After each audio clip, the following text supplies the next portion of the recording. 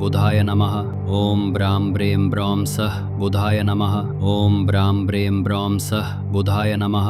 ओम ब्रां ब्रें ब्रौं सः बुधाय नमः। ओम ब्रां ब्रें ब्रौं सः बुधाय नमः। ओम ब्रां ब्रें ब्रौं सः बुधाय नमः। ओम ब्रां ब्रें ब्रौं सः बुधाय नमः। ओम ब्रां ब्रें ब्रौं सः बुधाय नमः। ओम ब्रां ब्रें ब्रौं सः बुधाय नमः। ओम ब्रां ब्रें ब्रौं सः बुधाय नमः।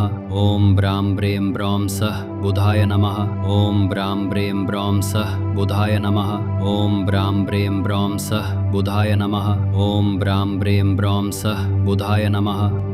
यदि ये मंत्र आपके मन को थोड़ा भी शांत कर पाया हो, तो इसे केवल एक दिन नहीं, नियमित रूप से सुनिए। याद रखिए, मंत्र कोई चमत्कार नहीं करता।